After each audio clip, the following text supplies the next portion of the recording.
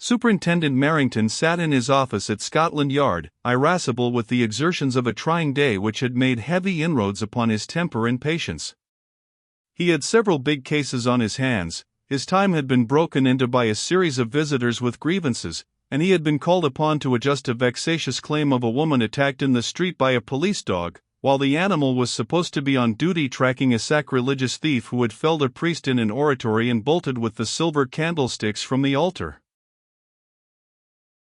The woman had gone mad from the shock and had been placed in a public asylum, where she had imagined herself to be a horse, and in that guise had neighed harmlessly, for some years, until cured by autosuggestion by a rising young brain doctor who had devoted much time and study to her peculiar case.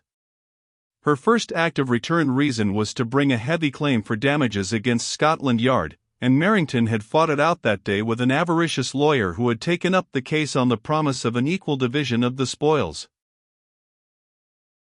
Merrington had preferred to pay rather than contest the suit in law, and he was exceedingly wroth in consequence.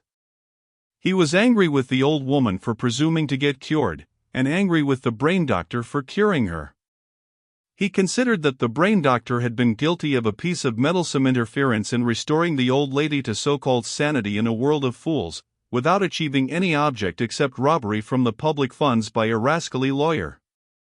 To use Merrington's own words, expressed with intense exasperation to an astonished subordinate, the old woman was quite all right as a horse, comfortable and well-fed, and had probably got more out of life in that guise than she ever had as a human being, compelled to all sorts of shifts and contrivances and mean scrapings before her betters for a scanty living, with nothing but the workhouse ahead of her. He concluded in a sort of grumbling epilogue that some people never knew when to leave well alone. It was in no very amiable frame of mind, therefore, that he received Colwyn's card with a penciled request for an immediate interview. Merrington disapproved of all private detectives as an unwarrantable usurpation of the functions of Scotland Yard, but he particularly disapproved of a private detective like Colwyn, whose popular renown was far greater than his own. But there were politic reasons for the extension of courtesy to him. The famous private detective was such a powerful rival that it was best to conciliate him with a little politeness, which cost nothing, and he had done Scotland Yard several good turns which at least demanded an outward show of gratitude. He had influence in the right quarter, too, and, altogether, was not a person to be lightly affronted. The consideration of these factors impelled Merrington to inform the waiting janitor that he would see Mr. Colwyn at once, and even caused him to crease his fat red features into a smile of welcome as he awaited his entrance. When Colwyn appeared in the doorway, the big man he had called to see got up from his swing chair to shake hands with him. When his visitor was seated, Merrington leaned back in his own chair and remarked, in his great rolling voice, "What can I do for you, Mr. Colwyn?" "Nothing personally. I have called to have a talk with you about the Herodotus case." The veneer of welcome disappeared from Merrington's face at this opening, though a large framed photograph of himself on the wall behind his chair continued to smile down at the private detective with unwonted amiability. "Ah, yes, the Herodotus case," he responded. "A strange affair, that.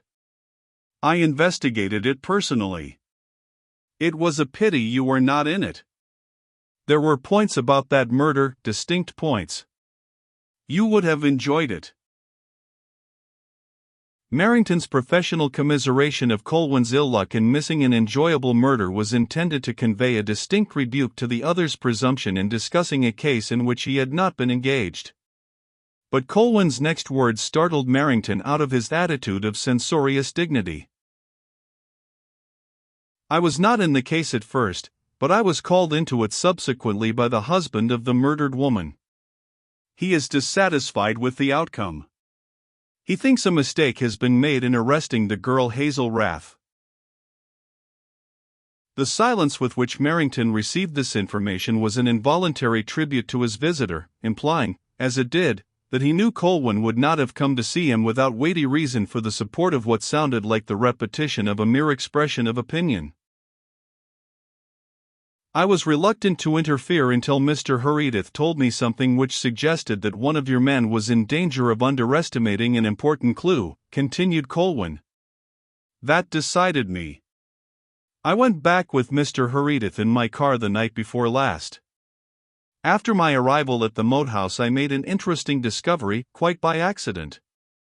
I discovered that a pearl necklace which had been given to Mrs. Herodotus by Sir Philip Herodotus was missing from the jewel case in which it had been locked. That jewel case was in Mrs. Herodotus's bedroom on the night she was murdered." This piece of news was so unexpected that it caught Merrington off his guard. "A jewel robbery as well as murder," he ejaculated, in something like dismay. "It looks like it. You will be able to form a better judgment when I have told you all the circumstances of the discovery." Merrington had long ago convinced himself that the case he had worked up against Hazel Rath did not admit of the slightest possibility of doubt, and, like all obstinate men, he adhered to his convictions with additional strength in the face of anything tending to weaken them. As he recovered from his surprise at the private detective's piece of news, he listened to his account of the opening of the jewel case with the wary air of one seeking a loophole in an unexpected obstacle. Before Colwyn had finished, he had founded in the belief that Hazel Rath, and nobody else, had stolen the missing jewels. "This girl is a thief as well as a murderer," was the manner in which he expressed his opinion when Colwyn had ceased speaking. "She has stolen the necklace." "She may have done so, but it is too great an assumption to make without proof," returned Colwyn. "You must be perfectly well aware, Mr. Merrington, that this belated discovery is of the utmost importance to the Crown case, one way or the other. If you can prove that Hazel Rath stole the necklace, it gives you an unassailable case against her.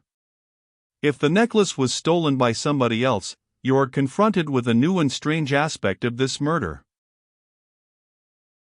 "Not to the extent of lessening the strength of the case against this girl," replied Merrington doggedly.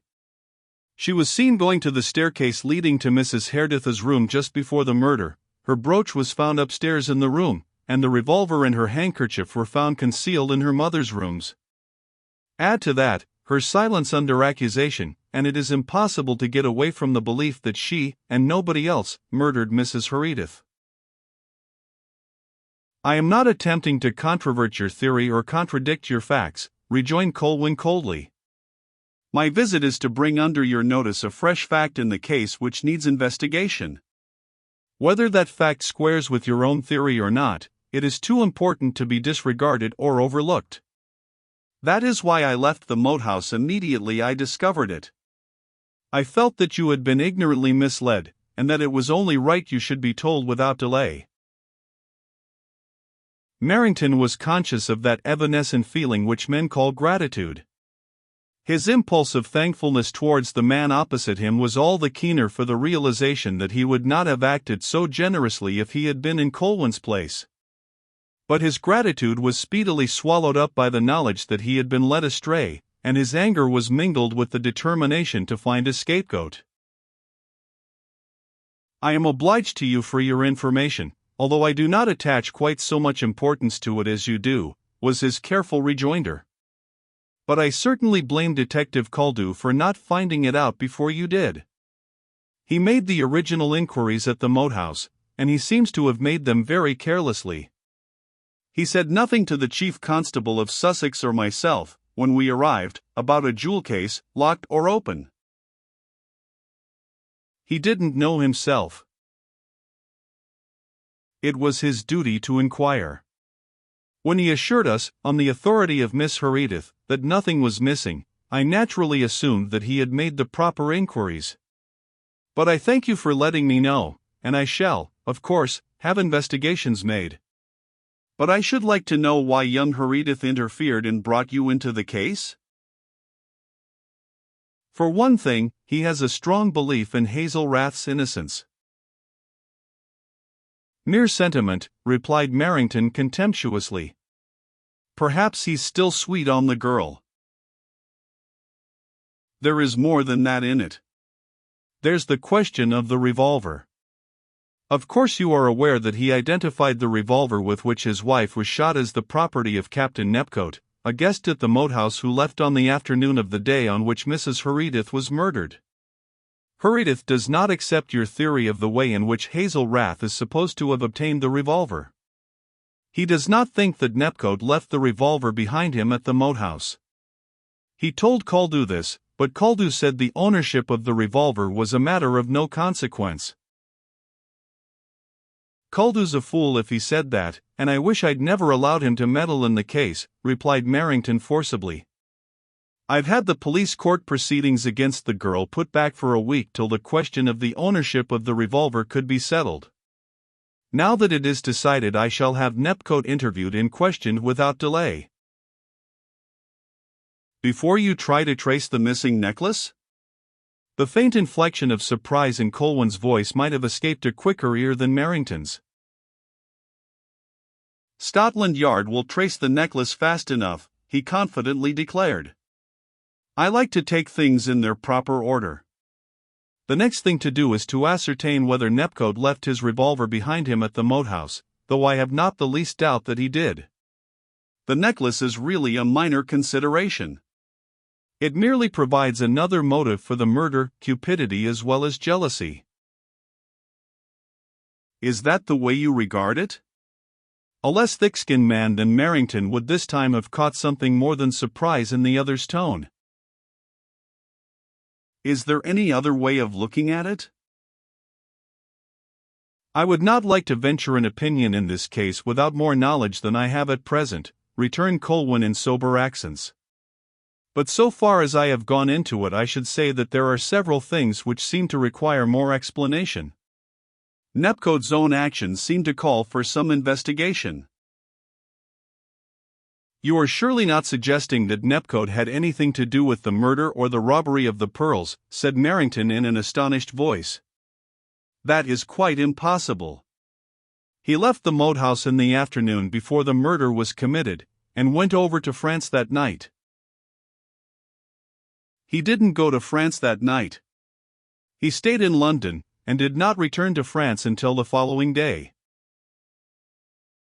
Merrington was obviously startled at this unexpected information. "This is news to me," he said gravely. "Where did you learn it?" "From the War Office this morning. There is no possibility of mistake. Nepcote was in London on the night of the murder." "He probably has an explanation, but what you have just told me is an additional reason for seeing and questioning Nepcote without delay, even if I have to send a man to France for the job." "It will not be necessary for you to do that. Nepcote returned to London 2 days ago, sent over on some special mission. I ascertained that fact also from my friend at the War Office." Merrington glanced at a small clock which stood on the desk in front of him. "I will go immediately and see him myself," he said. "I should like to accompany you." "I shall be delighted to have you," replied Merrington with complete untruth.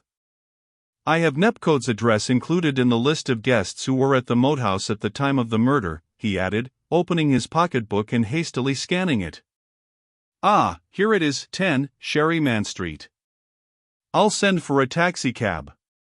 Is there anything I can do for you in return for your kindness in bringing me this information?"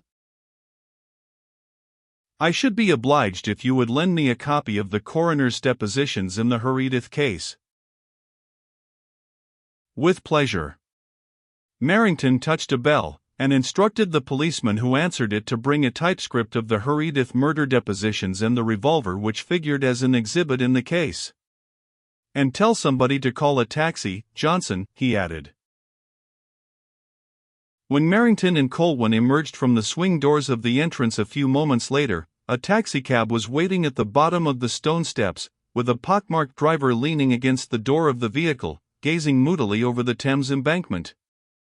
He received Merrington's instructions morosely, cranked his cab wearily, and was soon threading his way through the mazes of Trafalgar Square and Piccadilly Circus with a contemptuous disregard for traffic regulations, due to his prompt recognition of the fact that he was carrying a high official of Scotland Yard who was above rules of the road regulated by mere police constables. He skimmed in a hazardous way along Regent Street, dipped into the network of narrower streets which lay between that haunt of the Fox and the Geese in Baker Street, and finally stopped abruptly outside a tall house which was one of a row in a quiet street which led into the highly fashionable locality of Sherryman Square.